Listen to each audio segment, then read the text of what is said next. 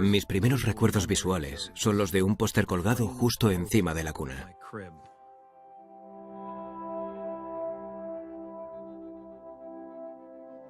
Cada noche lo observaba antes de irme a dormir.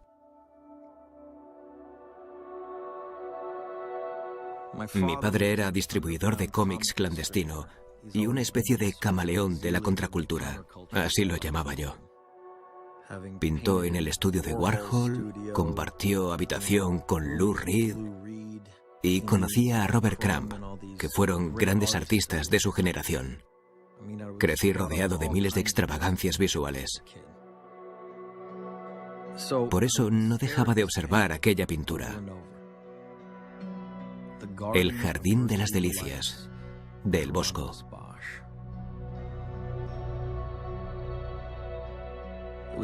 Lo pintó a principios del siglo XVI, y si lo observas detenidamente, cada panel te cuenta una historia. En el primer panel aparecen Adán y Eva en el jardín del Edén. De fondo vemos pájaros volando, elefantes, jirafas y mucha iconografía religiosa. El segundo panel empieza a ser más interesante. Los pecados capitales se adentran en la pintura, por lo que aparece la superpoblación, el libertinaje y los excesos. En el último panel, que es el más horripilante, sobre todo desde el punto de vista infantil, aparece un paisaje perverso, decadente e infernal. Un paraíso deteriorado y destruido.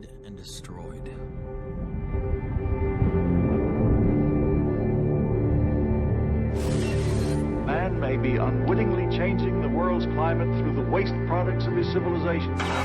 The burning of coal, oil, and wood is releasing carbon dioxide into the atmosphere.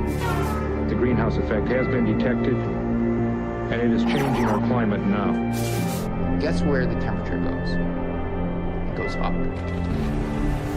Climate change is already in our backyard. Official 2012 was the hottest year in the United States. It's 2014. 2015. Warmest year around the warmest year on record. It is his activities which drove mankind out of the Garden of Eden.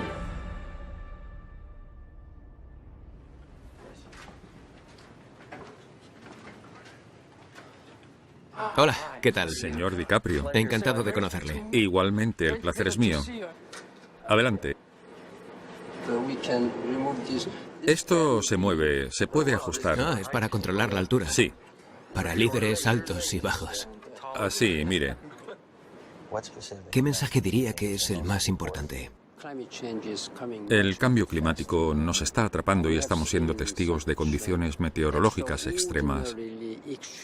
Teniendo en cuenta la inmensidad del universo, el planeta Tierra es una barquita, y si ésta se hunde, acabaremos hundiéndonos todos con ella.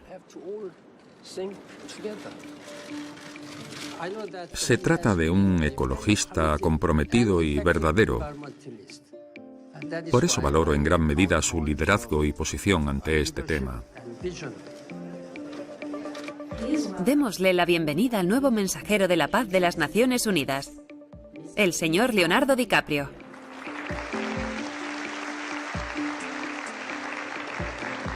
Muchas gracias, señor secretario. Sus excelencias, señoras y señores, es todo un honor que las Naciones Unidas me hayan nombrado mensajero de la paz por el cambio climático. Me presento ante ustedes no como un experto, sino como un ciudadano preocupado. Quiero hacer todo lo que esté en mis manos para informarme sobre este asunto, investigar qué está pasando y ver qué se puede hacer.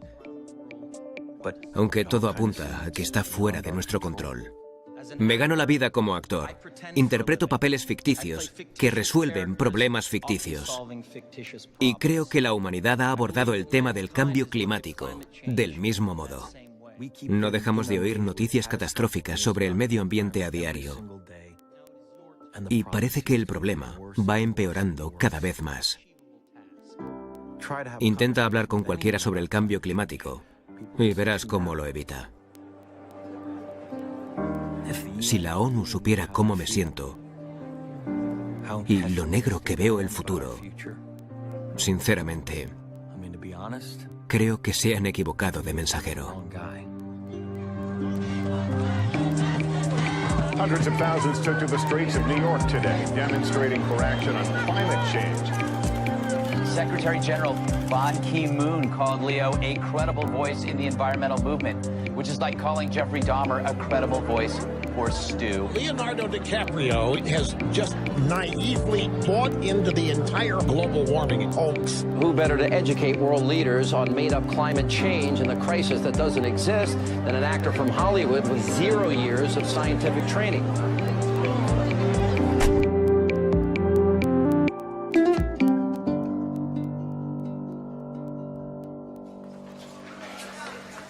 Hola, ¿qué tal? Encantada. Encantado de conocerle, un placer. Hola. ¿Cómo estás? Me alegro de verte. Y yo también. He empezado a rodar una nueva película que tiene lugar en la frontera oeste de Estados Unidos a principios del siglo XIX, en los inicios de la Revolución Industrial. La película trata sobre cómo el hombre arrasa con la naturaleza y destruye especies y culturas durante el proceso. Vaya, parecen cráneos de búfalo. Alejandro, mira. ¿Son cazadores de pieles? ¿Venden los cráneos o qué? Sí, los están vendiendo. ¿Qué es esto? ¿A qué es vergonzoso? Qué fuerte. El hecho de que ni siquiera se planteara la extinción de sus animales es una auténtica locura. Si pudieras trasladar esto a una película, sería increíble. A ver si lo consigues. Vale.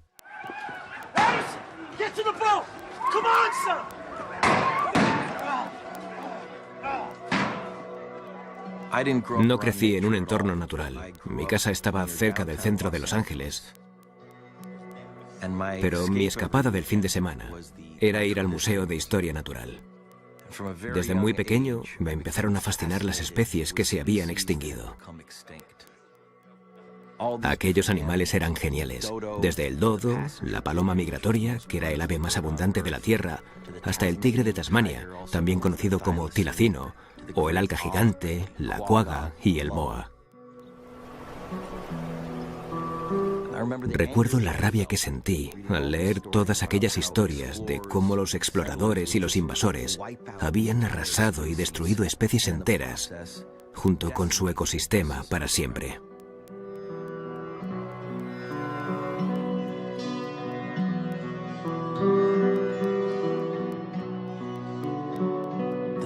Ahora la diferencia es que lo hacemos a conciencia y a una escala mucho mayor.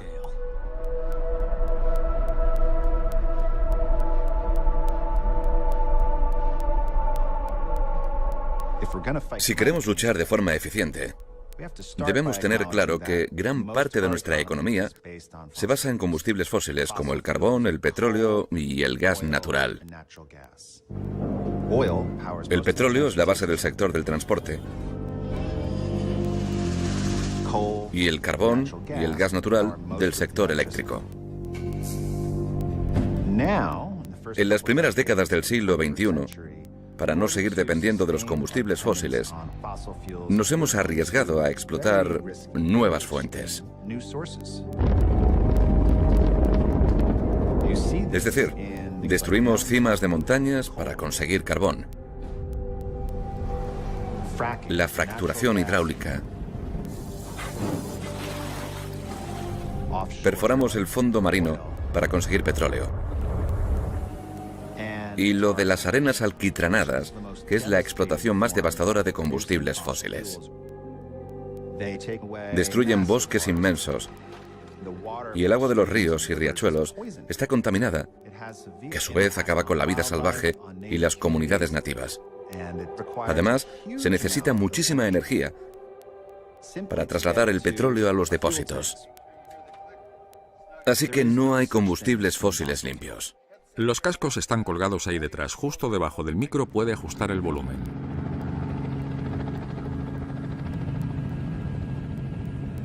¿Quién tala todo esto? Una empresa de explotación forestal local.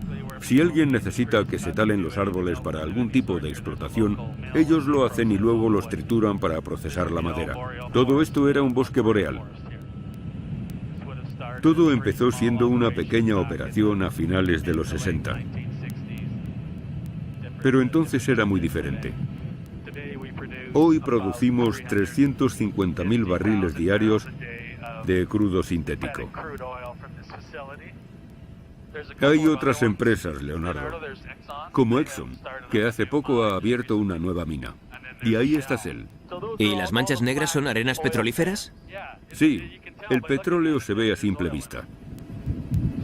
Lo que hacemos es filtrar la arena y extraer el petróleo. Bombeamos el suelo con vapor y cuando se calienta, el petróleo emerge, se separa de la arena y ya está.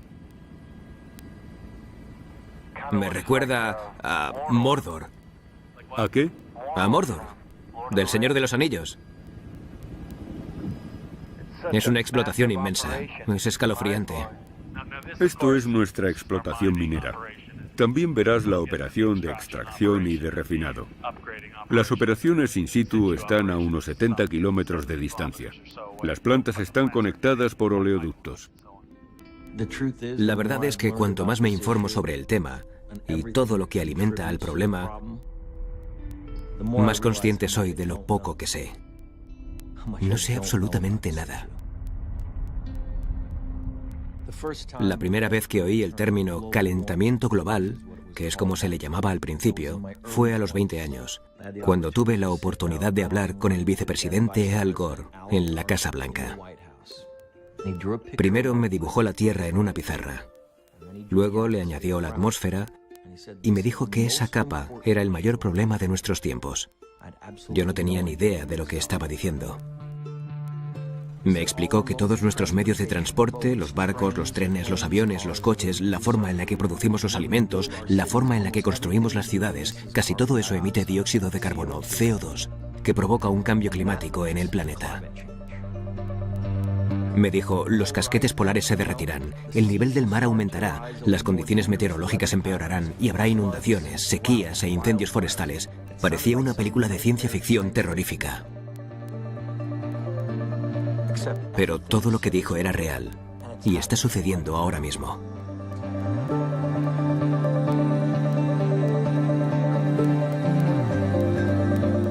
Vaya. Dios, qué bonito.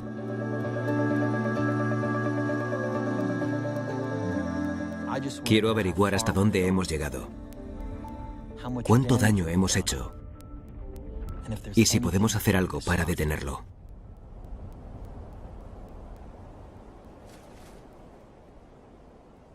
¿Todo bien? Hoy es 4 de julio y estamos en el Ártico. Ahora mismo estamos caminando sobre el agua del océano. Es el punto más al norte de la isla Baffin, uno de los cientos de islas del Ártico canadiense. Estamos muy por encima del círculo polar ártico y si mete la mano en el agua no podrá soportar el frío más de 5 minutos. A menos que sea un tipo duro. Y usted caza y pesca aquí, ¿no? Sí. ¿El qué exactamente? En mi territorio capturo peces, focas, narvales y osos polares. ¿Es de oso polar? Sí, así es. Vaya, qué fuerte. ¿Y el hielo, desde que es guía, ha ido disminuyendo? Sí, antes el hielo era sólido y azul. No era tan claro como este, era más oscuro y más sólido. Ahora, el hielo se parece más a un helado de heladería. Es hielo, pero es mucho más quebradizo. Se funde mucho más rápido que antes. En 2040 podremos navegar por el Polo Norte. No quedará hielo marino en el océano Ártico en verano. Estamos explotando tanto los combustibles fósiles que el hielo se está fundiendo. El Ártico es como el aire acondicionado del hemisferio norte. Si desaparece, las corrientes cambiarán, así como las condiciones meteorológicas, lo cual provocará inundaciones y sequías de gran intensidad. Es la transformación más drástica de un entorno medioambiental de la historia. Mira. ¡Qué cerca están! Hay unos 12.000 narvales en esta región. Aquí todavía sobreviven, pero en otras zonas la población ha descendido. ¡Vaya! ¡Qué pasada! Están esperando a que el hielo se rompa para introducirse en el fondo y alimentarse de lenguados. No me imaginaba que hicieran ese ruido. Increíble. Parece que ronroneen. No quiero vivir en un planeta sin esos animales.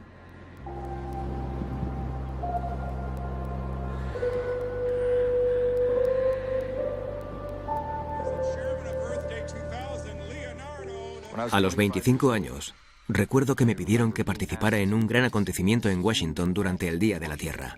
Temperatures are rising, coral reefs are dying, and not since a meteor hit the Earth 65 million years ago have so many species of plant and animals become extinct in such a short time. Incluso pude entrevistar al presidente de los Estados Unidos. Why do you think this issue is so constantly overlooked?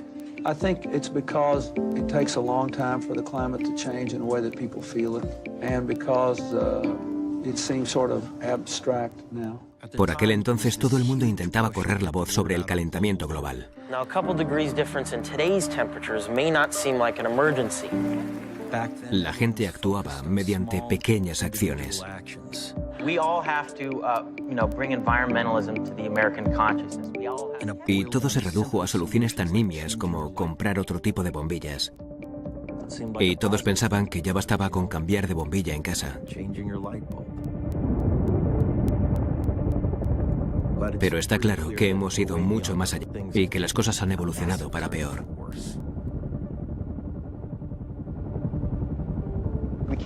Siguen apareciendo ejemplos que no están en los modelos climáticos que se usan para predecir el futuro. Es decir, las proyecciones del futuro son muy conservadoras. Si el clima sigue con las temperaturas de la última década, Groenlandia desaparecerá. No se acerque a la grieta. ¡Madre mía! No se acerque mucho al borde. Mire qué potencia tiene. Esos rápidos van flechados. Toda esa agua se dirige al mar. Si eso no se equilibra con la nieve, la capa de hielo será más fina y el nivel del mar aumentará. Esa es nuestra estación climatológica. ¿Ah, sí? ¿Eso es una estación? Me había imaginado un iglú gigante lleno de científicos haciendo experimentos. Parece un equipo de buceo hecho añicos. ¿A qué está conectado?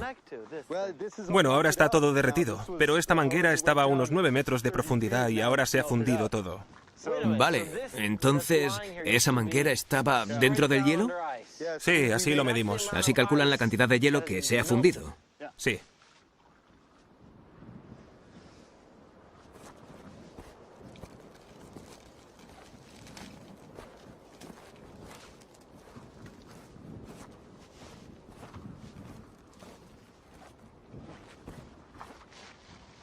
Estos son 5 años de deshielo. La longitud de la manguera es el grosor de hielo que se ha derretido de la parte sur de Groenlandia los últimos 5 años. Eso es. Son cientos de kilómetros cúbicos de hielo que ya no forman parte del terreno y que se han ido al mar.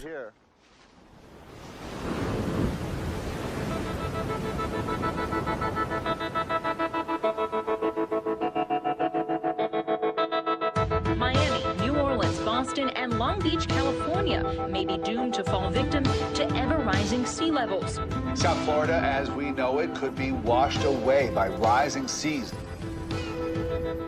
De los lugares más susceptibles al aumento del nivel del mar, sobre todo en Estados Unidos, nos encontramos con Florida. Gran parte de su campaña se basó en hacerle entender a la gente ese riesgo inminente. No podemos permitirnos perder el tiempo debatiendo sobre el cambio climático y el que todavía no se crea que existe está invitado a venir a nuestra ciudad y ver el gran problema al que nos enfrentamos. En esta ciudad existe algo llamado la inundación del día soleado. Imagínese un bonito día y que de repente las calles se inunden. Cuando el nivel del mar aumenta, el agua sube e inunda nuestras calles a través de los desagües. Si la ciudad está inundada, no hay futuro. ¿Cuál es su solución? ¿Qué medidas de prevención se han establecido? Instalar bombas de agua. Venga por aquí. Ah, esa es la bomba. Sí. Estamos instalando este tipo de bombas por toda la ciudad. Esta calle en la que estamos solía estar inundada. Cuando subía la marea, la gente iba en canoa. Así que decidimos elevar las calles. Ahí puede ver la diferencia. Fíjese que hace como una pendiente. Así que la solución ha sido elevar las calles y las bombas de agua eléctricas. Sí, es un proyecto de 400 millones de dólares para toda la ciudad. Y se está financiando mediante el aumento de impuestos. Claro, como ya se imaginará, no fue una medida muy bien acogida por la ciudadanía. Pero estas obras supondrán una gran diferencia. Sí, totalmente. Y les dará un margen. Sin duda, creo que nos dará unos 40 o 50 años de tiempo. ¿Y ya está? Sí.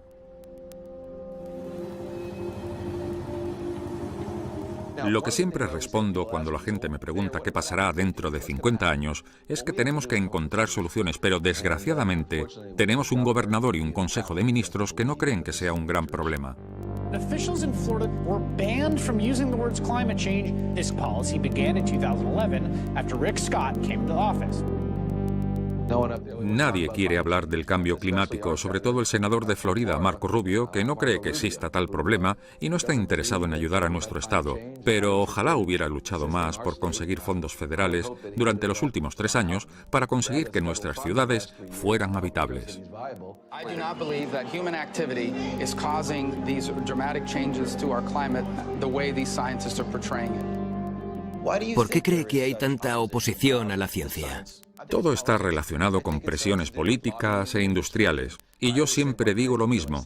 El océano no es republicano ni demócrata y lo único que hace es aumentar de nivel. Satellite data show for the last 17 years there has been no significant recorded warming. It's supposed to be 70 degrees today. It's freezing here. Speaking of global warming, we need some global warming. It's freezing. El consenso en la comunidad científica respecto a que el cambio climático ha sido causado por el hombre es el más sólido en toda la historia de la ciencia, incluso más que el de la teoría de la gravedad. El 97% de los climatólogos afirma que el clima está cambiando y es debido a la explotación de combustibles fósiles y a otras acciones humanas. Pero por desgracia se cree que estamos lanzando una campaña de desinformación masiva para confundir a la gente. If you look at the satellite data, we actually have had no significant warming since 1998. Actually, no warming. We've been cooling in recent years. If you actually believe that global warming is the biggest problem we face, you're the dumbest son of a bitch on the planet. ¿Sería tan amable de explicarme su formación y qué estudios ha realizado? En el instituto yo era el típico bicho raro al que le encantaban las ciencias y las matemáticas. Luego estudié la carrera de física y hace una década y media que junto a mis compañeros de carrera nos dedicamos a investigar el cambio climático del pasado más distante. Publicamos una gráfica en la que se veía claramente que había habido un largo periodo de refrigeración y luego de repente apareció un pico muy elevado de aumento de la temperatura que no tenía ningún precedente, al que llamamos palo de hockey, porque era semejante a esa curva. Una vez publicada aquella gráfica, mi vida dio un giro de 360 grados. ¿Por qué exactamente? ¿A qué le condujo aquella publicación? Me desprestigiaron en artículos del Wall Street Journal y en la Fox. Decían que era un farsante. Other German scientists have called it statistical rubbish. He's been called a statistical charlatan. Los diputados me atacaban. Me amenazaron de muerte y de forma tan intensa que una vez tuvo que venir el FBI a mi oficina para analizar un sobre que me habían enviado que contenía un polvo blanco. También amenazaron a mi familia. A esa gente no le interesa ganar el debate científico, solo necesita dividir a la ciudadanía y todo ese odio y miedo está organizado e infundido por unos pocos. El combustible fósil interesa a gente como los hermanos Koch, que son los que financian esa gran campaña de publicidad del negacionismo del cambio climático. The reality is a lot of climatologists believe that the science is not settled. Global warming is illusory. We're actually going through a period of global cooling. It's easier to believe in a benevolent God, the baby Jesus, than it is in some kind of theory about global warming. Han creado páginas web, canales de noticias y grupos de expertos y tienen a gente con acreditaciones impresionantes dispuestas a venderse por los combustibles fósiles. Dr. Fred Singer, President of the Science and Environmental Policy Project. The weather balloons around the world show no warming of the atmosphere in the last 25 years. Existen muchas organizaciones con nombres tan pomposos como American for Prosperity o The Heartland Institute. Son grandes entes cuyas bases son intereses empresariales. American for Prosperity es socio directo de los hermanos Koch. That's an organization founded by David and Charles Koch. And good morning to you, Tim.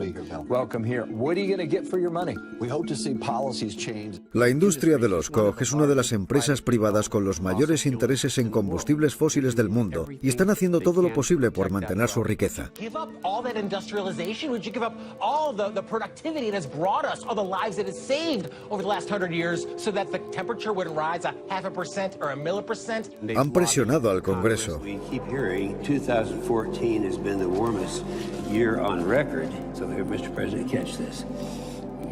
James Inhofe es el diputado más famoso que niega por completo el cambio climático.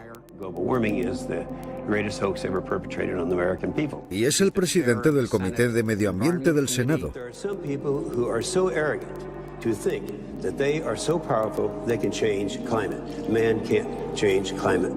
No le sorprenderá saber que James Inhofe es uno de los mayores receptores de dinero procedente de combustibles fósiles en el Senado de los Estados Unidos.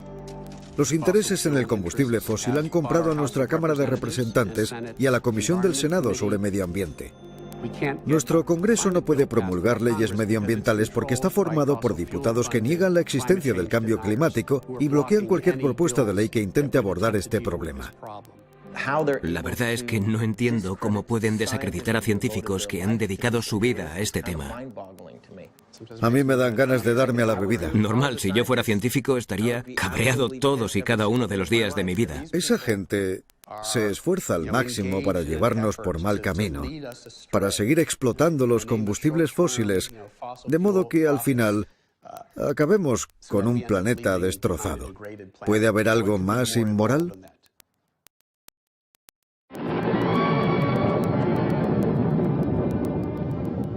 Even now, man may be unwittingly changing the world's climate through the waste products of his civilization.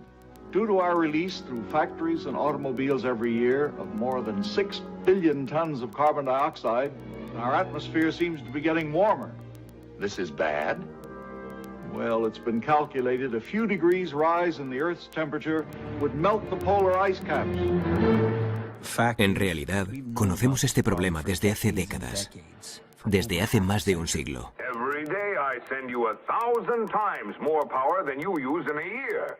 Anybody working on getting power direct from old Blowhard here? Oh yes, but not nearly enough. Roll 6B. Imagínense cómo sería el mundo hoy en día si nos hubiéramos tomado en serio las advertencias de la ciencia de entonces. Out of the sunlight that falls on it.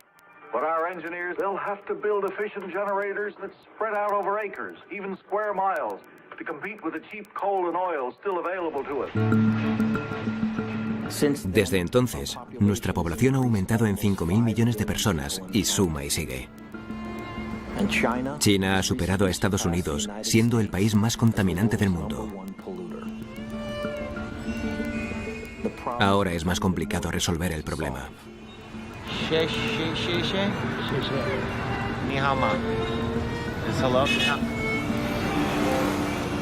Estamos en el otro lado de la calle. Y ahora vamos por el carril bici.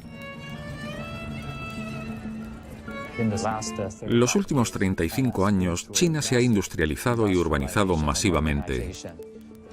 Y sigue creciendo. China es la fábrica del mundo. Exporta a todos los países occidentales y gran parte de la contaminación de esta industria se está acumulando en nuestros jardines. En esta zona, a las afueras de Pekín y en la península de Shandong, el consumo de carbón es igual al consumo total de Estados Unidos. Dios. Y no es una zona muy grande. La gente suele preocuparse más cuando sabe cómo les afectará todo esto a su salud, la salud de sus hijos y la de su familia.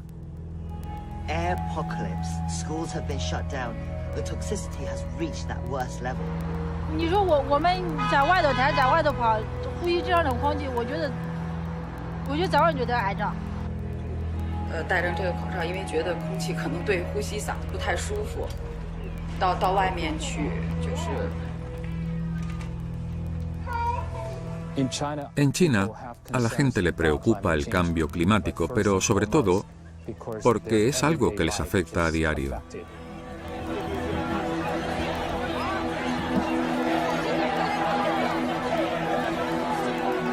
La gente quiere formar parte de la solución.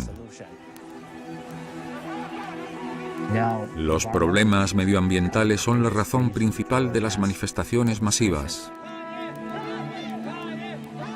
Lo que queremos es sancionar a los responsables, que todas las centrales eléctricas sean transparentes en la información y se sometan al escrutinio público. Partiendo de esa base, estoy creando una base de datos de las zonas de contaminación nacionales. Estas son todas las grandes fábricas de China, unas 9.000. Las que están en rojo son las que no cumplen las normas. Cada hora deben aportar unos datos de seguimiento. La gente puede ver esto en sus móviles y puede presionar a las fábricas para solucionar sus infracciones. Es una idea brillante. No dejáis que las empresas actúen en la clandestinidad. Y los medios nos ayudan mucho. ¿Los medios chinos hablan del cambio climático con regularidad? Constantemente.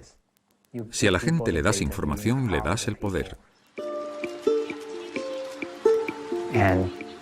Y ese apoyo de la población ayudó a que se crearan leyes medioambientales en China. El gobierno ha cambiado su programa de energías renovables. ¿La energía solar y la eólica están en alza aquí? ¿Será ese vuestro próximo paso? China cuenta con las empresas de energía solar y eólica más grandes del mundo. Aunque debamos superar grandes retos, como el de la superpoblación, este país va a priorizar en estos dos tipos de energías limpias y no en el carbón. Y si China puede hacerlo, creemos que el resto del mundo también.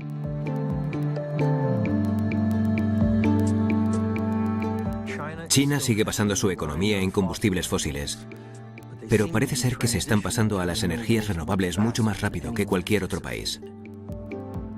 Pero me pregunto si el resto de países subdesarrollados, con un elevado crecimiento de la población, podrán realizar la misma transición.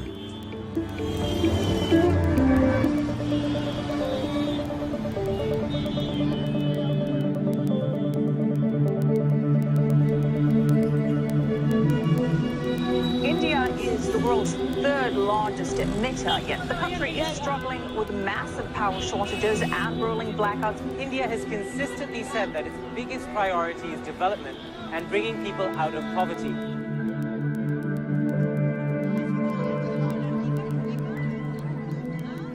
Nos importa el cambio climático, pero somos un país en el que el acceso a la energía es tan problemático como el cambio climático en sí. Tenemos que asegurarnos de que cada ciudadano indio tenga acceso a la energía. Por lo que me han contado, hay 300 millones de personas que viven sin electricidad en la India. Sí, cierto. Lo que equivale a la población total de Estados Unidos.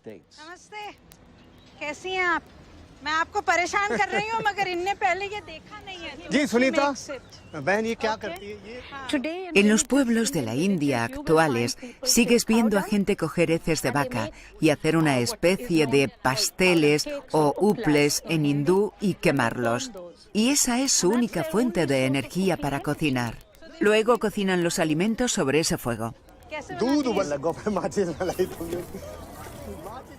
Un 30% de los hogares en la India todavía no tiene acceso a la energía. Si queremos que todo el mundo tenga electricidad, hay que asegurarse de que ésta tenga un precio asequible. La India tiene una inmensa reserva de carbón. Contamos con la tercera o la cuarta mayor reserva de carbón del mundo.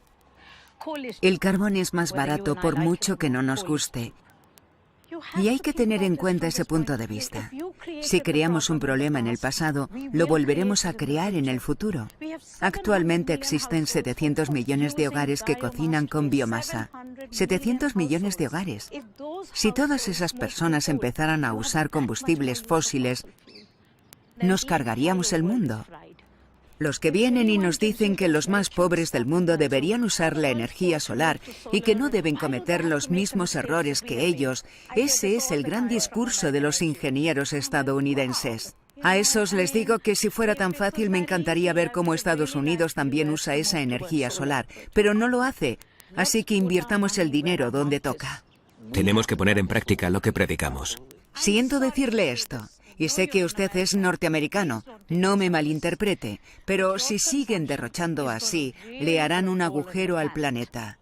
Y es de esto de lo que se tiene que hablar. Le voy a mostrar algunos datos. La electricidad que consume un norteamericano es equivalente a 1,5 ciudadanos en Francia, 2,2 ciudadanos en Japón, 10 ciudadanos en China, 34 en la India y 61 en Nigeria. ¿Por qué? Porque ustedes construyen ahora mucho más y consumen mucho más que en el pasado. La verdad es que el estilo de vida y el consumo deberían ser el centro de la cuestión y del debate relacionado con el cambio climático. Sinceramente, no puedo estar más de acuerdo. Es imposible rebatirle. Tiene toda la razón y creo que sí, que es un tema muy peliagudo el pedirle a los norteamericanos que cambien su estilo de vida. Y creo que, muy a mi pesar, eso no va a suceder. Somos dependientes y si queremos resolver esta crisis climática, creo que las energías renovables como la solar o la eólica deberían volverse más y más baratas si les inyectamos dinero. Si invertimos dinero en ellas, se resolverá el problema. Pero veo que no está muy de acuerdo. Sí, este gesto con la cabeza significa que no. Vale. ¿Quién invertirá, Leo? Seamos realistas. ¿Quién invertirá y cómo lo hará? Ya se está invirtiendo en energía solar actualmente. China está invirtiendo más en esa energía que Estados Unidos. ¿Qué está haciendo Estados Unidos para dar ejemplo al resto del mundo? Su país es adicto a los combustibles fósiles y si empiezan a sufrir las consecuencias, es algo de lo que nosotros debemos aprender. Sería un gran avance para la India que todos nos dirigiéramos a nuestro gobierno y les dijéramos: si Estados Unidos puede hacerlo, nosotros también. Lo triste es que no está pasando. Y la gente como yo somos lo suficientemente ricos como para resistir a los primeros golpes del cambio climático. Pero los pobres de la India, los pobres de África y los de Bangladesh son los que están más afectados por los primeros signos de este cambio climático.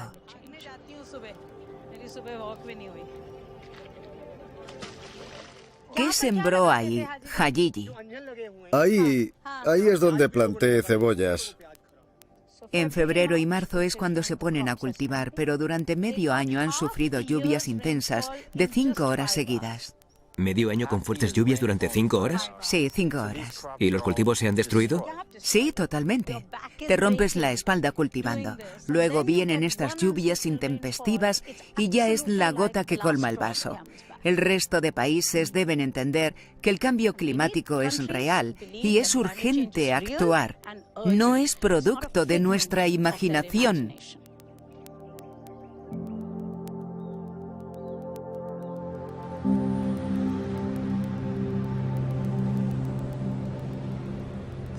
Estados Unidos ha sido el mayor emisor de gases de efecto invernadero de la historia. Y no hay duda de que todos nos hemos beneficiado de los combustibles fósiles. Y yo también. Mi impacto ecológico seguro que es mucho mayor que el de mucha gente. Y hay veces que me pregunto, ¿qué es lo correcto? ¿Qué acciones deberíamos llevar a cabo? Hay más de 1.000 millones de personas sin electricidad que necesitan luz y calefacción. Ellos también quieren el estilo de vida que tenemos en Estados Unidos desde hace 100 años. Si vamos a resolver este problema, Todos tenemos la responsabilidad de ser un ejemplo e incluso mucho más. Debemos ayudar al mundo subdesarrollado a vivir esa transición antes de que sea demasiado tarde.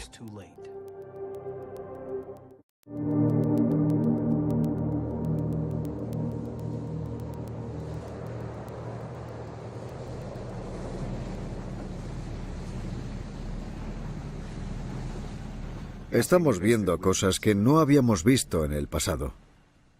No es que las islas vayan a desaparecer, es que antes de eso sufriremos una gran crisis. Y ya está sucediendo. En estos momentos estamos sufriendo intensas inundaciones. El agua salada se mezcla en los estanques de agua dulce y luego pasa a ser el agua potable de la gente. ¿La comunidad científica les ha dado algunos datos sobre cuánto tiempo tienen de margen?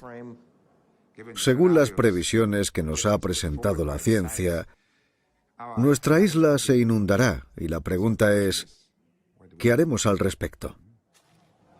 Ahora mismo, de forma interna, estamos evacuando a las comunidades de algunas partes de la isla a zonas donde el agua no ha llegado.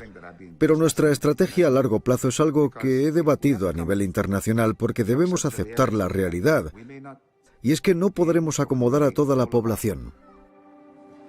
Hemos adoptado una política de migración con dignidad. Hemos comprado un trozo de tierra en Fiji, por lo que si nuestros ciudadanos optan por emigrar hoy, lo podrían hacer. Y deberán hacerlo porque no les queda otra. Yo tengo nietos, tengo 12, y también me gustaría poder irme sabiendo que podré seguir teniendo una casa.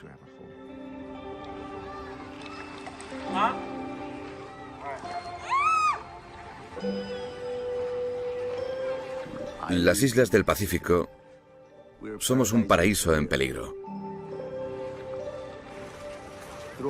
El nivel del mar ha aumentado en todo Palau y ha inundado cultivos y casas. Es increíble. ¿Cuándo fue la última vez que la isla estaba intacta, con casas y todo? Hace 12 años. Llegabas y había gente viviendo aquí. Tras ese periodo, este es el resultado. Y esto es solo un pequeño ejemplo. Las islas más pequeñas, que son las que menos afectan al clima, son las que van a sufrir más el impacto ecológico, y todo por el calentamiento global.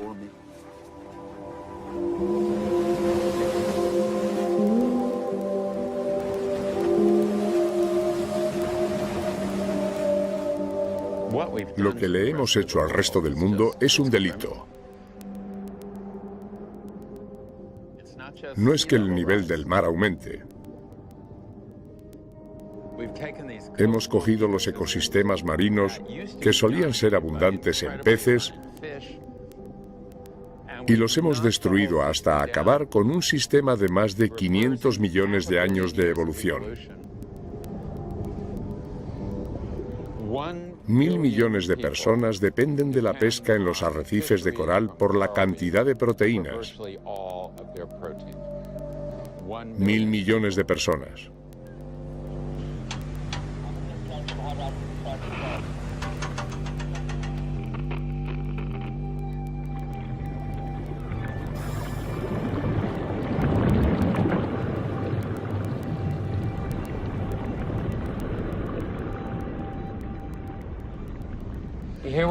Estamos viendo lo que era un arrecife de coral bastante sano. ¿Nota algo raro? Que no hay ni un animal nadando. ¿Es un coral de arrecife muerto? Sí, ha llegado a su fin. Estamos presionando mucho al sistema porque es un serio problema para la salud de los arrecifes y su capacidad para crecer. Muchas personas han perdido un medio de vida. Está provocando hambruna. ¿Pasa por todos lados? Sí, claro. Creo que los arrecifes, tal y como los conocemos, acabarán desapareciendo. Los océanos son como un gran amortiguador porque absorben el dióxido de carbono, alrededor de 1/3 del CO2 que expulsamos a la atmósfera. Por eso los océanos ayudan a estabilizar el clima. El problema es que el océano no puede hacer su trabajo lo suficientemente rápido con esas emisiones tan elevadas de dióxido de carbono. La vida nunca desaparecerá del océano. Siempre existirá vida ahí abajo, pero puede ser que no sea el tipo de vida que queramos. Puede ser que retrocedamos a como era todo hace 3.000 millones de años y tengamos un montón de lodo.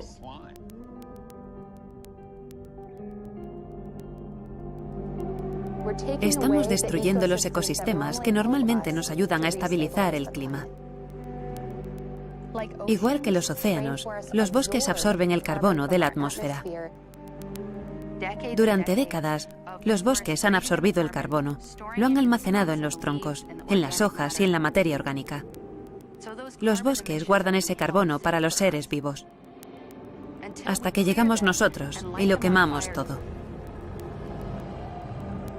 Entonces actúa como una bomba y emite unas emisiones de carbono inmensas a la atmósfera.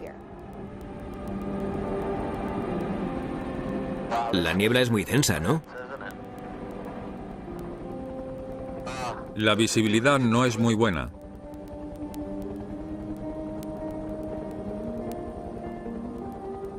No se ve nada. Da un poco de miedo. ¿Todo eso es natural? ¿Esos incendios? No hay nada natural. Nunca había visto algo así. Bienvenido a Sumatra. Quedan 3 grandes zonas de selva tropical en el mundo. El Amazonas en Sudamérica, la cuenca del Congo en África y la selva del sudeste asiático, que se extiende por Indonesia. En Indonesia, hemos visto que incendian zonas de la selva intencionadamente para crear plantaciones de aceite de palma, que producen el aceite vegetal más barato del mundo. Ese producto está en nuestros alimentos elaborados, en nuestros cosméticos y en el detergente. Y es tan barato que está haciendo enriquecer a muchas empresas.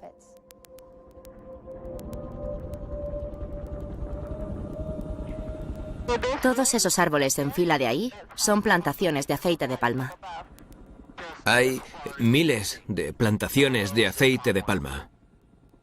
Han destruido gran parte de esta selva. Es increíble.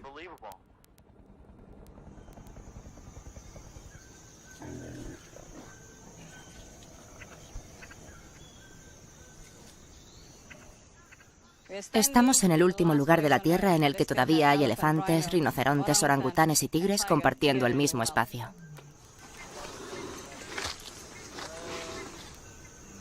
¡Qué preciosidad! La expansión de la industria del aceite de palma ha destruido más del 80% de nuestra selva.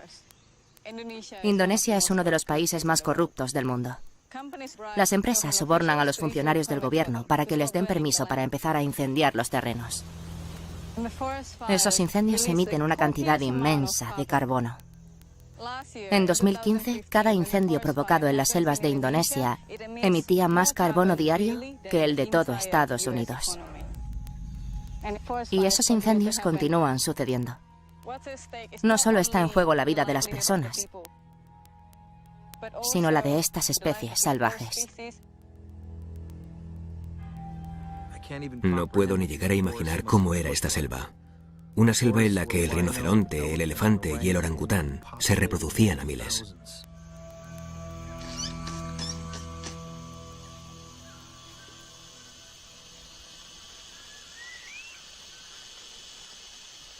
Estos animales son un subproducto de la selva que desapareció a causa de la industria del aceite de palma. Son refugiados de una selva que ya no existe.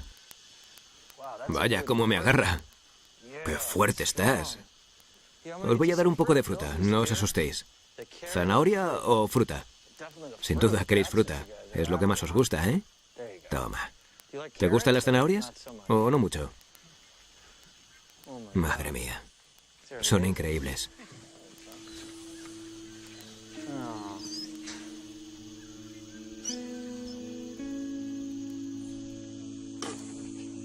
Cuando la gente los ve y dice, ¡ay, pobrecitos!, yo les digo que estos animales son unos supervivientes. ¿Qué le ha pasado al resto de orangutanes? Están todos muertos. Y la razón por la que siguen talando el bosque para cultivar plantaciones de aceite de palma es porque la gente sigue comprando esos productos. Todos deberíamos ser más conscientes de lo que compramos en el supermercado, porque las decisiones que tomamos en nuestra vida diaria están afectando a lugares como el ecosistema de Loiser. Si el aceite de palma está en casi todo lo que compramos, ¿cómo podremos evitarlo los consumidores? Si estos productos tienen un impacto tan devastador, ¿por qué los gobiernos no están imponiendo restricciones para evitar que esas grandes empresas destruyan el planeta y se sigan enriqueciendo?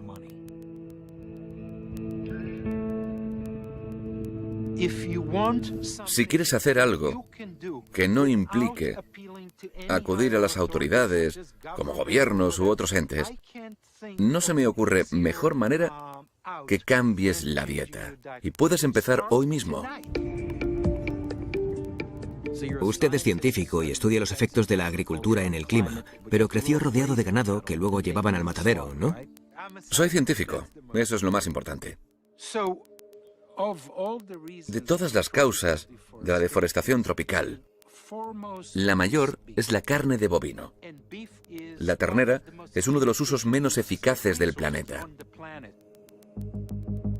En Estados Unidos, el 47% del terreno se usa para la producción alimentaria y gran parte del mismo se usa para cultivar pienso para el ganado.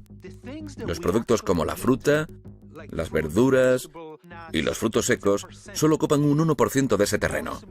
Lo más importante es que las vacas producen metano, que es un poderoso gas de efecto invernadero. Las vacas comen tanto como pueden y cuando están masticando, expulsan una gran cantidad de metano hacia la atmósfera mediante sus flatulencias. La atmósfera suele contener mucho más CO2, pero el metano tiene un efecto muy perjudicial. Cada molécula de metano equivale a 23 moléculas de CO2.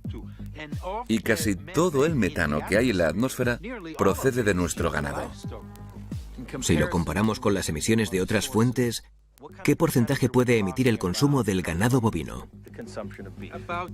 Un 10 o 12% del total de emisiones de Estados Unidos procede del ganado bovino. Es escalofriante. Y esto se solucionaría buscando dietas alternativas. Y no haría falta proponer grandes cambios, simplemente cambiando de carne, incluso pasándonos al pollo. Los pollos necesitan solo un 20% de terreno y un 10% menos de gases de efecto invernadero. Si compara los campos de arroz, patatas o trigo con los campos del ganado bovino, estos últimos son 50 veces más grandes. Si redujéramos la cantidad de ganado a la mitad o a una cuarta parte, ya sería una gran diferencia. Sí, bastante grande. ¿Cree que sería una alternativa real ligada en nuestra cultura? Quizá no todo el mundo esté preparado para comer tofu todos los días, y lo entiendo. Pero si te gusta la carne, y en vez de vaca comes pollo, ya habrás eliminado un 80% de lo que tú emites, dependiendo de dónde vivas. Seamos realistas, no es tan difícil cambiar un poco de dieta.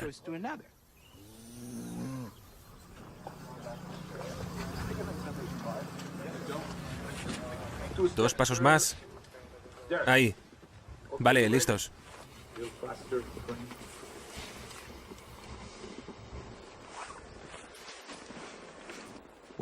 Para la película de El Renacido, en la que el hombre lucha contra los elementos naturales, fuimos a rodar al cinturón de nieve de Canadá.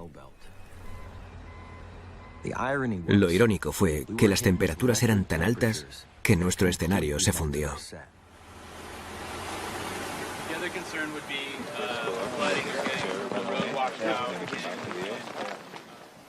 Para poder acabar la película, tuvimos que recorrer medio mundo para encontrar nieve.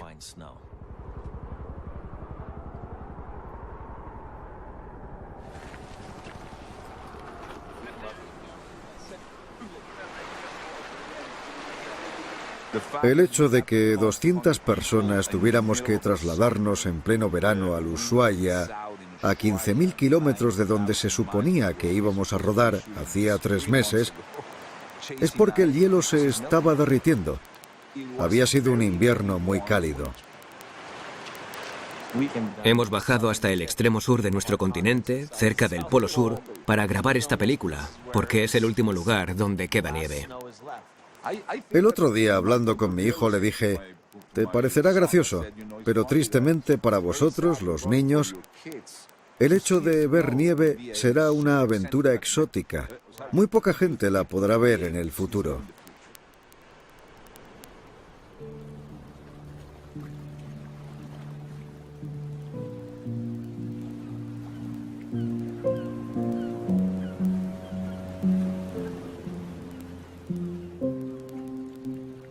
Es como si estuviera en una película surrealista.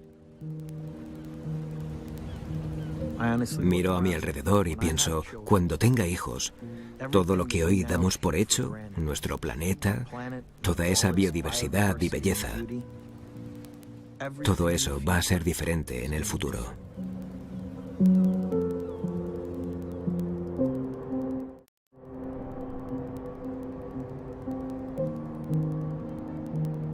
Cada punto de luz que vemos es completamente diferente. Viene de una fuente de energía diferente. Debemos construir de otra manera. Todos los coches que están ahí fuera deben ser reemplazados. Y esto es solo una ciudad. Si observas un mapa de la Tierra de noche, verás un planeta totalmente iluminado por esa electricidad. Queremos luchar contra todas esas empresas con intereses en los combustibles fósiles que quieren seguir lucrándose. ¿Cómo podemos darle la vuelta a todo eso? La industria de los combustibles fósiles es la más grande del mundo. Es el sector más influyente y rico de todos. Así que cuantas más protestas civiles haya contra ellos, mejor. Pero desde un punto de vista científico, vamos por una senda inevitablemente catastrófica. Así que cuanto antes tomemos medidas, menos daño provocaremos.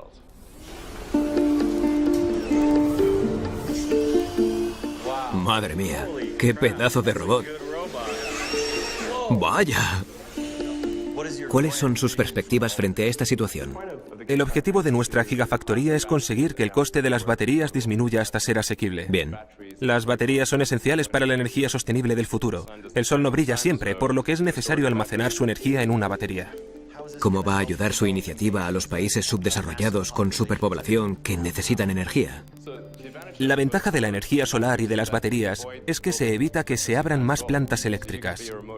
Podrías estar en un poblado remoto y tener placas solares que carguen un pack de baterías que suministren energía a todo el pueblo sin tener que instalar kilómetros de cable de alto voltaje por todo el territorio. Es lo mismo que sucedió con los teléfonos fijos y los móviles.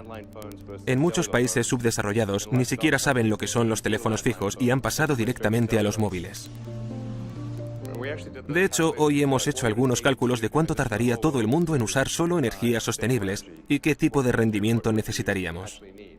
Y la respuesta es unas 100 gigafactorías. ¿Unas 100? Sí, 100 como esta. ¿Para cubrir la zona de Estados Unidos? No, del mundo entero. ¿En serio? Sí, la energía de todo el mundo. ¿Y ya está? Sí. Pues eso parece, no sé... Muy factible. Sí, bastante factible. Ya. Cuando se acaben las obras de la gigafactoría, será el edificio más alto del mundo. Contará con diversos niveles y una superficie de 15 millones de metros cuadrados. Tesla no puede construir 100 gigafactorías, pero lo que realmente marcará la diferencia será que haya otras empresas mucho más grandes que Tesla que hagan lo mismo.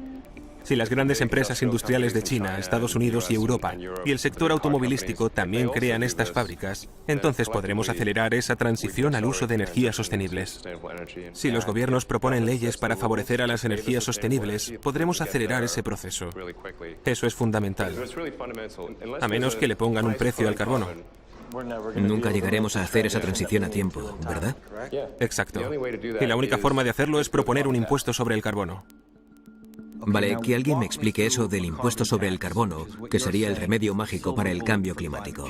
El impuesto sobre el carbono significaría añadirle un impuesto a toda aquella actividad que emita carbono a la atmósfera. Cuando creas un impuesto, aumentas el precio de las cosas y la gente consumirá menos. Esa es la lección número 1 de la clase de economía. Usted imparte clases de economía en la Universidad de Harvard y ha publicado un libro sobre economía moderna, ¿verdad? Como hace años que imparto este curso, decidí escribir un libro. Me han informado de que usted ha trabajado con republicanos de renombre como John McCain, Mitt Romney y George Bush cuando fue presidente. Era el presidente del Consejo de Asesoría Económica. ¿Y por qué no existe ese impuesto sobre el carbono? Porque los políticos no siempre hacen caso a los expertos. La idea es que queremos gravar impuestos en actividades que son perjudiciales para la sociedad. Por eso hemos subido el precio de los cigarrillos creando un impuesto para ello. De esa manera la gente los consume menos. El cambio climático presenta varios efectos negativos y costes a la sociedad. Un impuesto sobre el carbono forzaría a la gente a tener en cuenta ese gasto. Creo que intentar reclamar la responsabilidad social a las personas es muy difícil porque suelen tener vidas complicadas y tienen muchas cosas de las que preocuparse. No quieren tener que pensar en el cambio climático cada vez que toman una decisión. No pueden. Aunque cada vez que usas el coche deberías de estar pensando, ¿qué le estoy haciendo al clima? Lo que haría ese impuesto sobre el carbono sería llevarnos por el buen camino. Vale, a ver si lo entiendo. Usted es republicano, pero ¿quién quiere pagar más impuestos? Algo que hay que tener en cuenta es que si existiera ese impuesto sobre el carbono, se podrían recortar otros impuestos para equilibrarlo. Por ejemplo, los salariales. Habría un cambio en lugar de un aumento de impuestos. ¿Cree que sería posible aprobar un impuesto sobre el carbono, teniendo en cuenta la situación política? Si ni la mitad de los diputados cree en el cambio climático. Durante la campaña, el presidente Obama no quiso usar el término impuesto sobre el carbono porque lo habrían masacrado en los sondeos. Si queremos cambiar el punto de vista del presidente respecto a este tipo de impuesto, hay que cambiar el punto de vista de la sociedad sobre el mismo. Piense en el matrimonio gay y recuerde cuando Barack Obama se manifestó en contra del mismo. ¿Cuándo cambió de opinión? Cuando los sondeos cambiaron. Aunque llamemos a los políticos nuestros líderes electos, en realidad son nuestros seguidores electos. Hacen lo que la gente quiere que hagan. Una vez que la sociedad esté convencida, entonces los políticos seguirán sus órdenes. President Obama and representatives from nearly 200 other countries are trying to reach an agreement to keep global warming in check.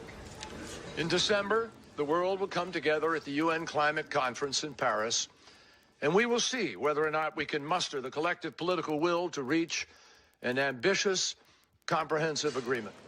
This is a critical year. Leo, ¿qué tal estás? Gracias por concederme la entrevista. La última vez que nos abrazamos provocamos casi un escándalo. Tú y yo tenemos peligro. ¿En serio? Ah, sí, es verdad. Se me había olvidado. Un placer verle de nuevo, secretario. Tras décadas de negociaciones fallidas, ¿en qué se diferencia la negociación actual del resto?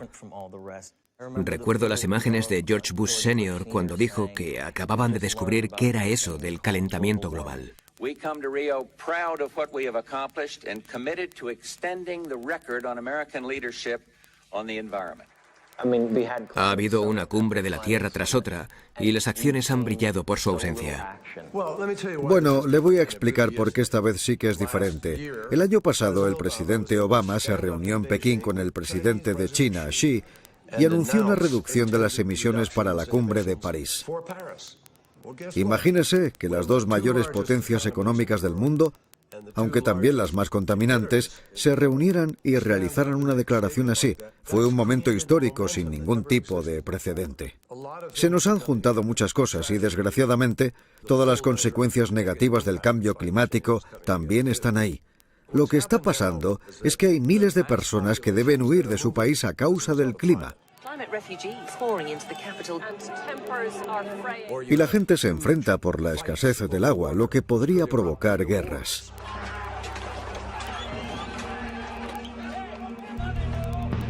Y cualquier filosofía extremista podría aprovecharse de las personas que no tengan dónde vivir y los sitúe en una situación muy vulnerable. Puedo asegurarles a todos esos escépticos del cambio climático que esto sucede hoy en día, y el mayor miedo es que no sepamos dejarles un planeta a nuestras generaciones futuras, tal y como se nos fue dado.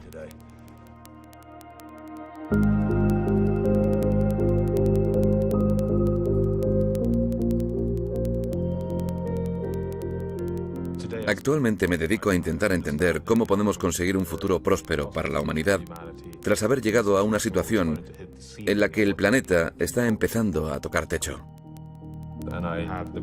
Tengo el privilegio de presidir una organización llamada Liga de la Tierra, que es una red de los principales científicos del sistema terrestre que trata de reunir todo el conocimiento sobre la comprensión de nuestro futuro en la Tierra.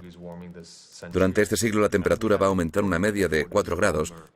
Nunca hemos vivido un aumento de temperatura así desde hace unos 4 millones de años, y obviamente no tenemos testigos directos de esa época. ¿Me podría describir cómo será el mundo si no actuamos? Para empezar, durante los últimos 12.000 años, las temperaturas han sido milagrosamente estables. De hecho, las temperaturas medias han variado solo 1 grado bajo cero durante todo ese periodo. Era un planeta perfecto con una atmósfera perfecta. Exacto, pero veamos qué le ha pasado a la temperatura. ¿Dónde estamos ahora mismo? Bueno, actualmente nos acercamos al grado centígrado. Por ahora son 0,85 grados, pero ya estamos observando algunas consecuencias antes de lo que esperábamos.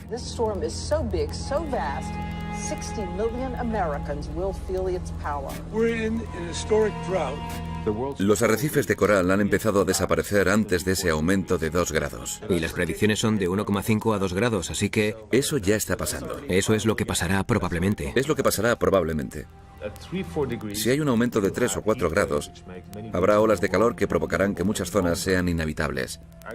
La agricultura desaparecerá de la zona del Ecuador, lo que nos hará responsables de la incapacidad de alimentar a la humanidad. A los científicos les preocupa que pueda llegar un punto en el que la Tierra tome el control y empiece a reforzar el calentamiento. Eso es lo que llamamos puntos de inflexión, y el más obvio es el de Groenlandia. Por primera vez, la superficie de Groenlandia ha empezado a derretirse hasta tal punto que, en vez de ser una superficie blanca, se está oscureciendo. Y de repente, en vez de ser un agente refrigerador, es un calentador. ¿Porque ya no hay hielo que actúe como un espejo? Sí, por el cambio de color. Por el cambio del color del hielo. Eso es. De repente, toda esa energía empieza a introducirse en el terreno, y el metano atrapado bajo el suelo permanentemente congelado se descongela hasta que acaba siendo expulsado. Lo que calentaría incluso más el planeta y se emitiría más metano.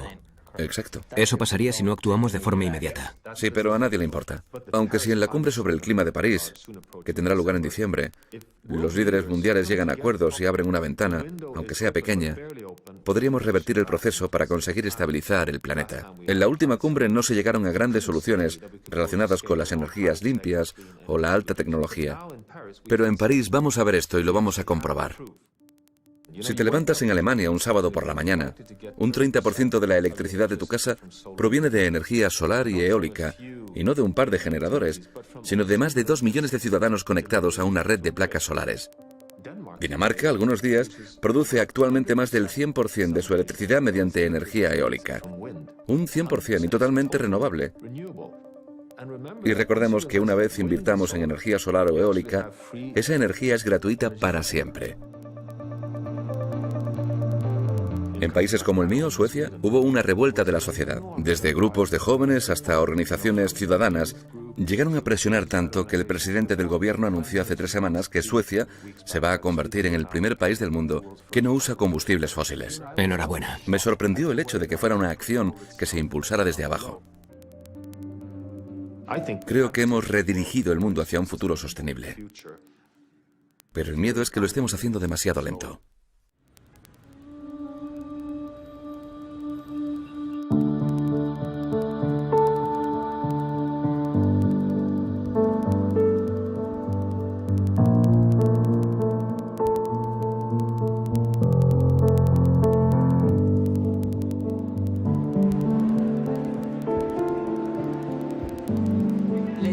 Damas y caballeros, nos hemos reunido aquí para escribir el guión de un nuevo futuro. El destino de nuestro planeta está en sus manos. Soy una chica con grandes sueños que viene de Majuro, una de las Islas Marshall. Cuando tenía 7 años, recuerdo que mi abuelo me dijo que el Polo Norte y el Polo Sur se derretirían. El nivel del mar aumentaría y nuestras islas se inundarían. Este acuerdo debe servir para que todos aquellos cuya identidad, cultura, antepasados y todo su ser no deban abandonar sus raíces. Este acuerdo ayudará al mundo a luchar contra las consecuencias del cambio climático que ya nos están afectando y para las que nos esperan en el futuro de forma inevitable.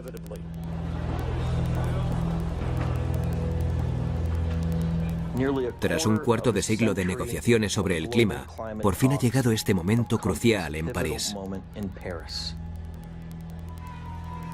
en el que 195 países afirman que harán todo lo que esté en sus manos por cambiar.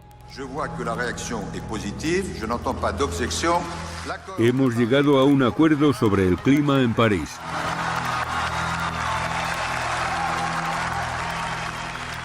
No hay duda de que este acuerdo es un gran paso hacia adelante.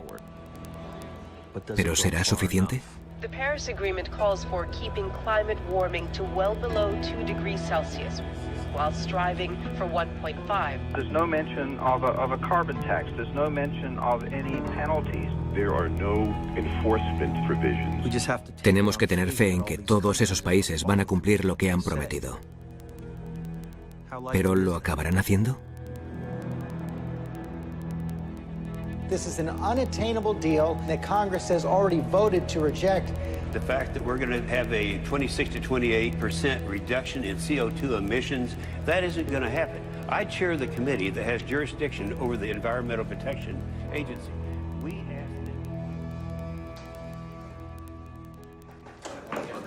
Hola. ¿Cómo le va? Bien, gracias. ¿Todo bien? Sí, muy bien. Bien. Adelante. El Acuerdo de París fue un acuerdo histórico.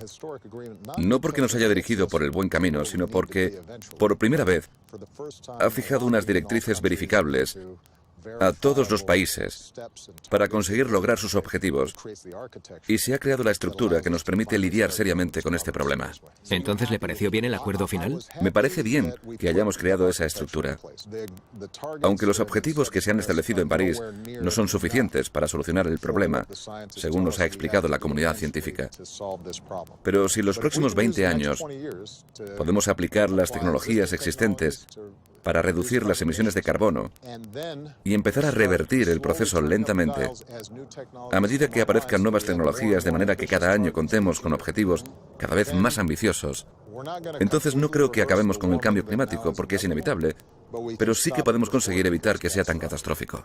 Sin embargo, sus iniciativas medioambientales no están siendo muy bien acogidas por la oposición. Tenemos a algunos en contra, ¿cierto? Entonces, ¿todos esos altos cargos del Congreso que niegan la existencia del cambio climático tienen la capacidad y el poder para desvirtuar cualquier esfuerzo? Por muchas campañas que lancen esos altos cargos negando la existencia del cambio climático, al final se toparán con la realidad en las narices.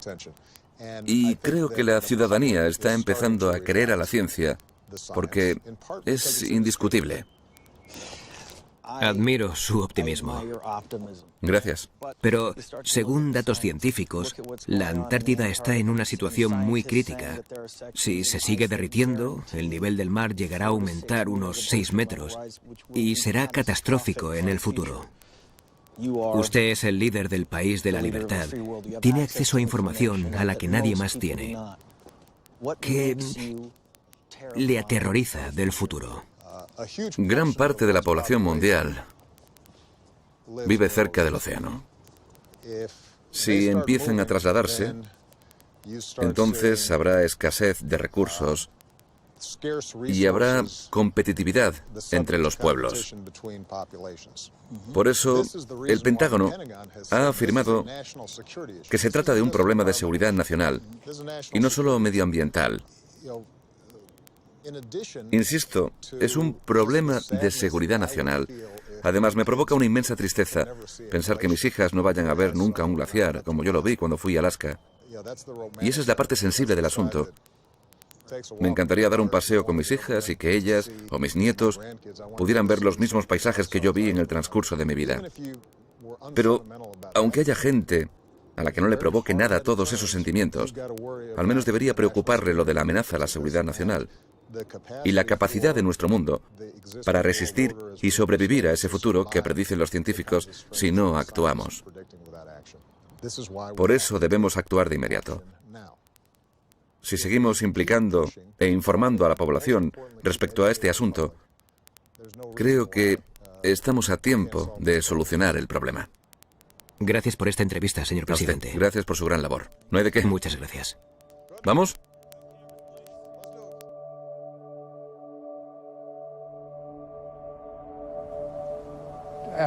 Me he dado cuenta de que los científicos hemos fallado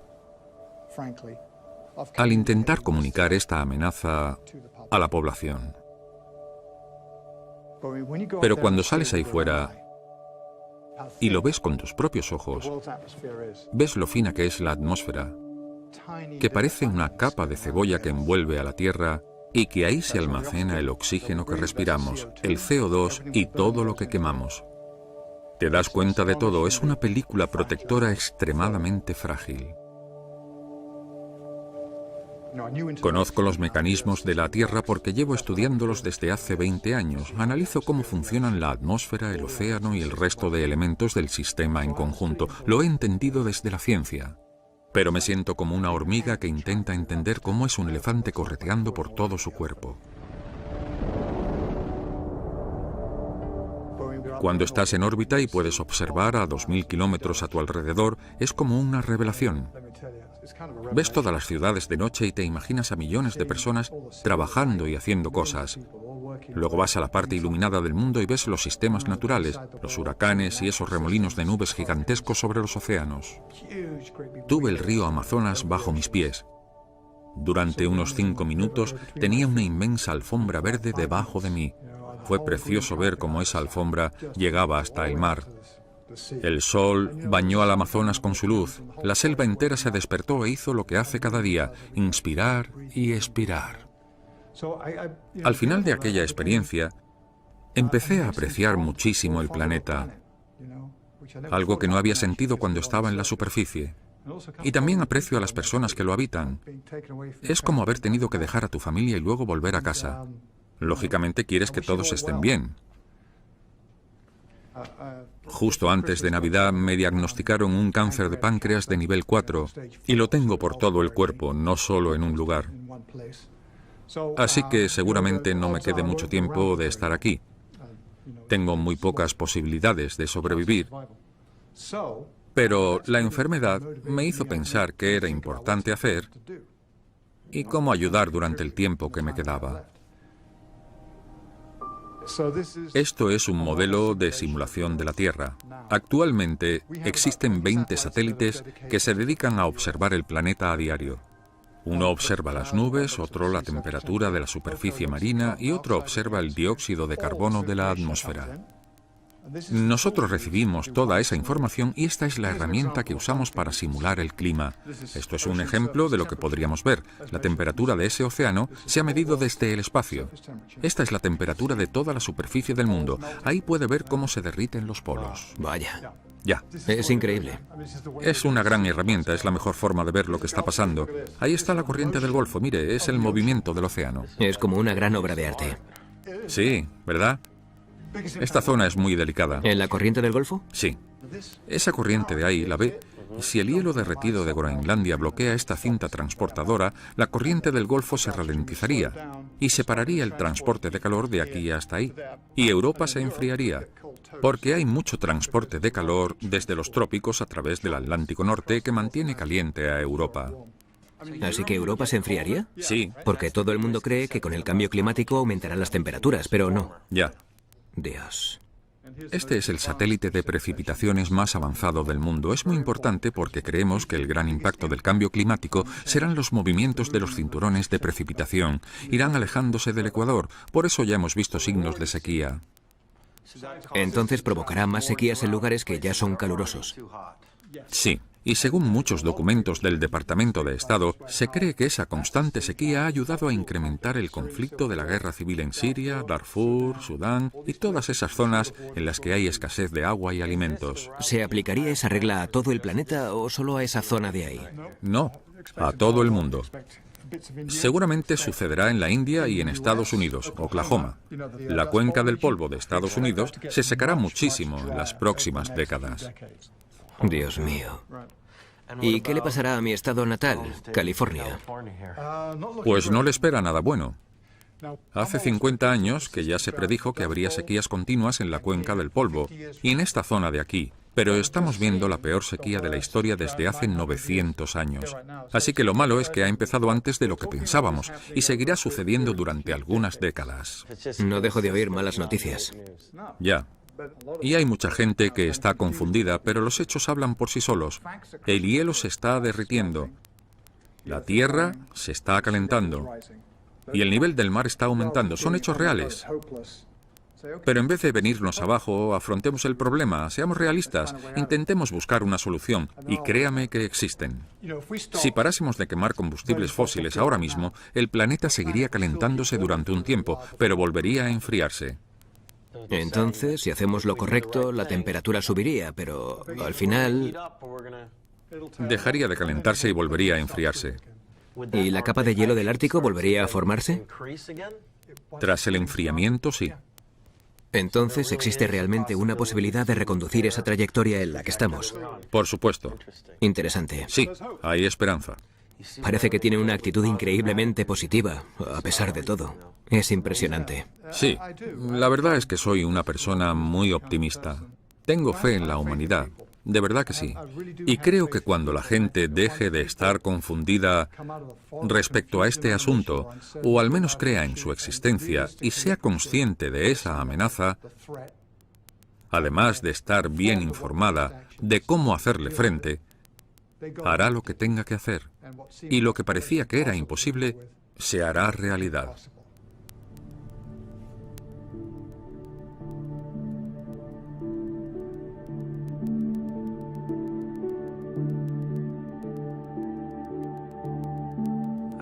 Sigo pensando mucho en esa pintura que estaba sobre la cuna. Pues la historia del Jardín de las Delicias en realidad empieza fuera del cuadro, donde el Bosco pintó una perspectiva de nuestra Tierra el tercer día de su creación. Es como si el pintor quisiera mostrar la fragilidad de nuestro planeta al representar la Tierra envuelta por una fina capa cristalina llamada atmósfera. Questa nostra casa si sta rovinando e ciò danneggia tutti. Pope Francis has officially released his encyclical on the environment. The document is both a call for immediate action to stop global warming and a cry for justice for the poor. La sua attuazione. Nuestro gran hogar se encuentra en estado grave. Pero la esperanza nos hace ser conscientes de que siempre hay una salida. Siempre podemos redirigir nuestros pasos. Y siempre podemos hacer algo para solucionar nuestros problemas. Pero nos siguen llegando señales de que estamos llegando a un punto de inflexión.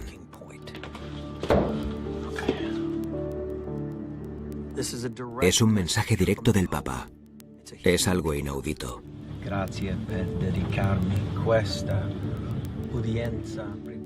Es uno de los líderes espirituales más importantes del planeta. DiCaprio. Ha pedido a la humanidad que acepte las teorías científicas sobre el cambio climático. Un papa nunca ha hecho algo así en toda la historia.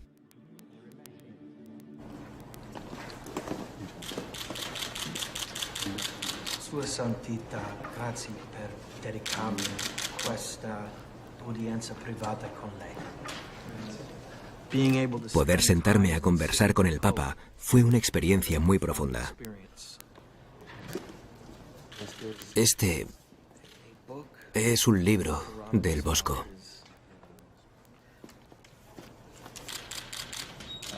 La pintura estaba sobre mi cuna cuando era niño. Gracias.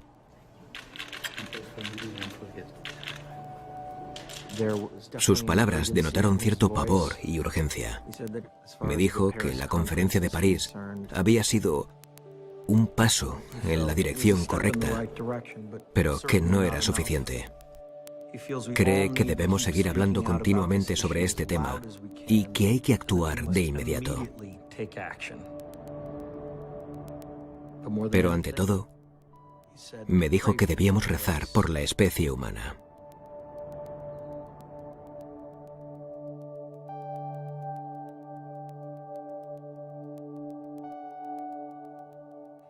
Después de todo lo que he visto, es obvio que ya no vivimos en esa representación del Edén virginal. Estamos en el panel central, ese al que el Bosco denominó la humanidad antes del diluvio.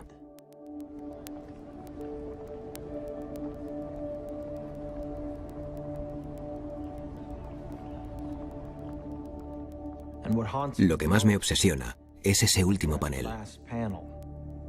el de los cielos carbonizados y oscuros. Un planeta que todos hemos llevado a la ruina.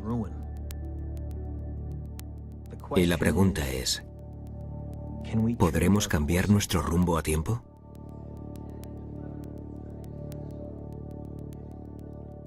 Si esto fuera una película, podríamos escribir el final del guión y nos inventaríamos una solución para todo esto. Pero la vida no funciona así. Y no podemos pretender.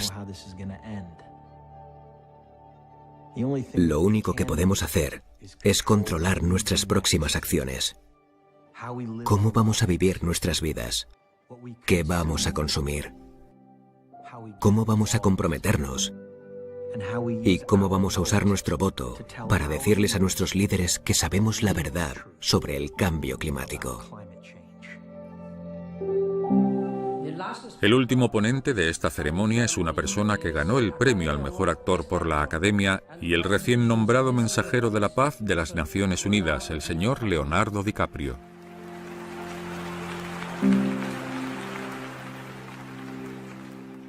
Muchas gracias, señor secretario general, por concederme el honor de dirigir este órgano, y a los líderes distinguidos y reunidos hoy aquí, dispuestos a pasar a la acción.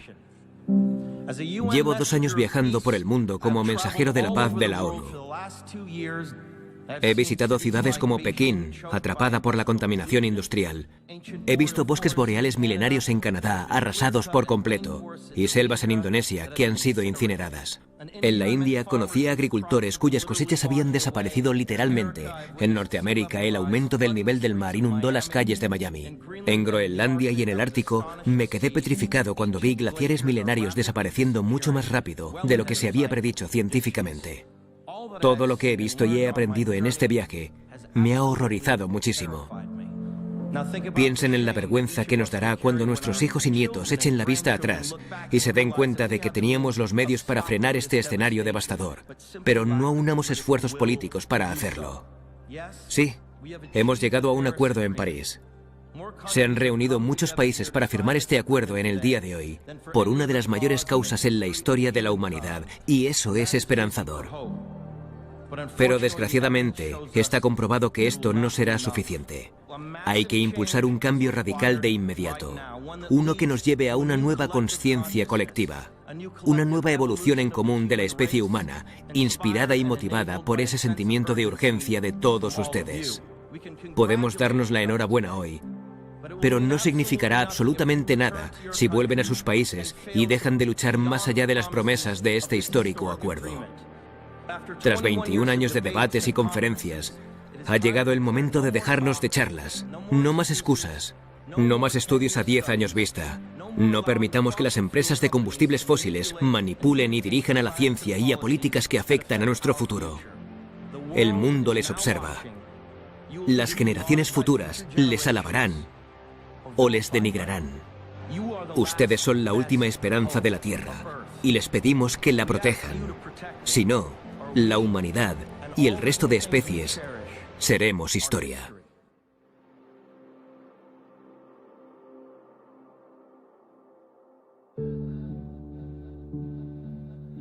We wait, we pray for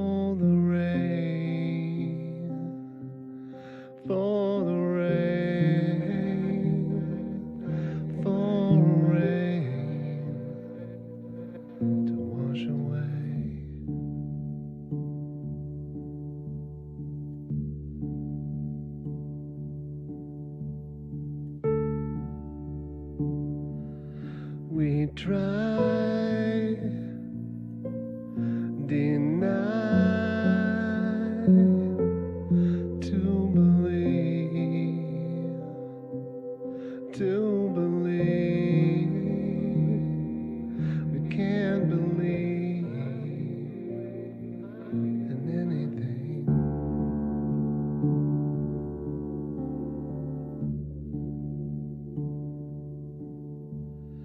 I don't wanna say goodbye.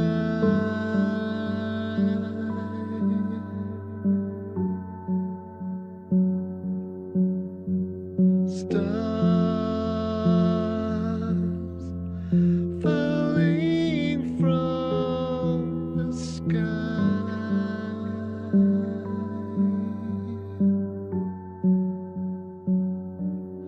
We will all be judged by what we leave behind.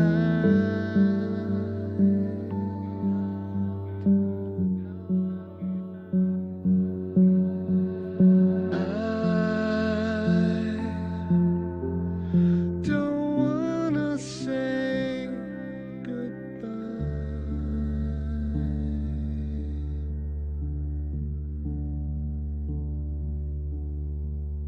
Hey, too late to look you in the eye, in your eye, in your eye, realize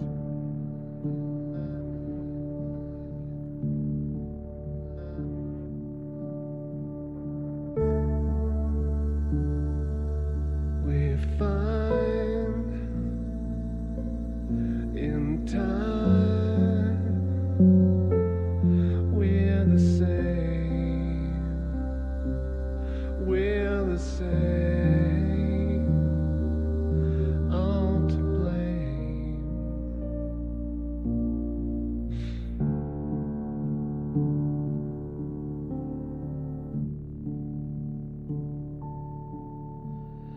I don't wanna say goodbye.